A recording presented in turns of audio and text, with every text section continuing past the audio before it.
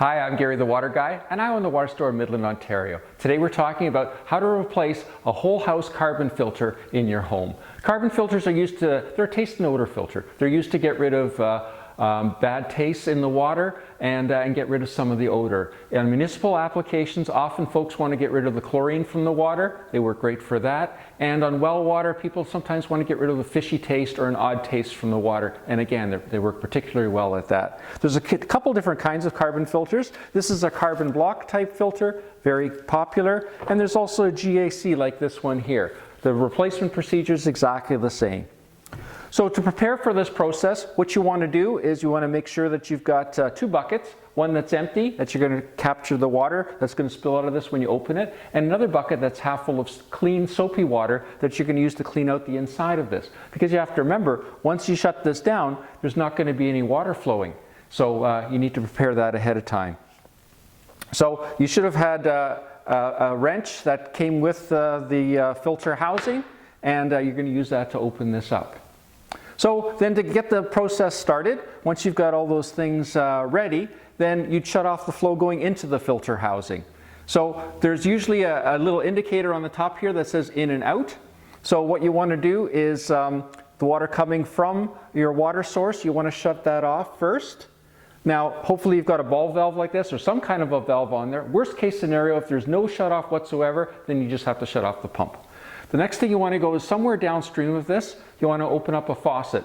Could be the bathroom faucet, could be a laundry room, anything like that. Open it up till the water slows to a trickle and then close that faucet.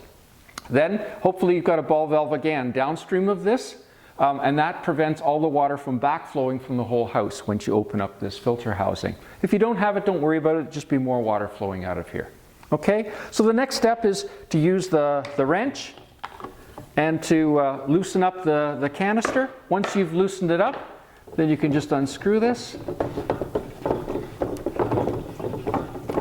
And again, it'll be relatively heavy, especially if it's a big blue, it'll be very heavy. So be careful that once you've got it unscrewed, it will let go and it will try to fall.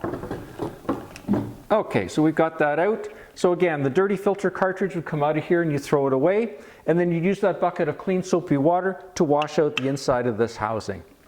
Once you've done that, inspect the O-ring, make sure that's in good shape, make sure it's not stretched, make sure that it doesn't have any chips out of it or any cuts in it.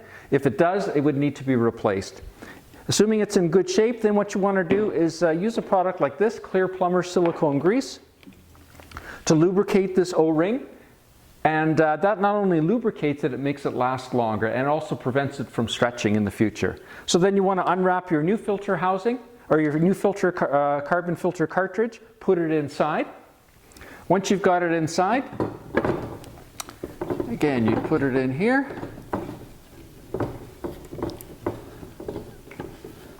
Make sure it's straight. And then you can thread it in there. Now you want to tighten it as much as you can by hand. And then I usually grab it with a wrench and tighten it just a wee bit more. So the next step would be is you open up this ball valve slightly so that the water flows in here slowly, because at this point you're checking for leaks. Make sure that there's no leaks around here. If you do have any leaks, then you would shut this off, you'd open it up, put a little bit more silicone grease on the O-ring and tighten it down a little bit more than you did the last time. So once this is this is filled, then you can open up the ball valve all the way. And then you can go to the outlet ball valve and open that up again partially. You'll hear water flowing. Once the flowing pretty much stops, then you can open it up all the way. Then the next step is that you'd go downstream of this and you'd open up a faucet.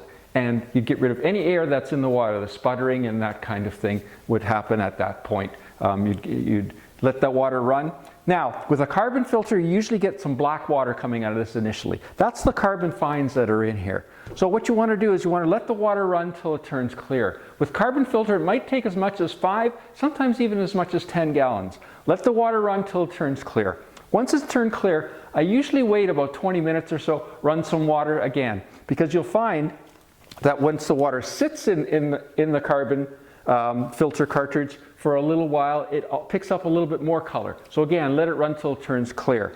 So don't be surprised if during the day at several intervals you get some black water. That's normal, but it will clear, it will pass. So once your water's nice and clear, you're done.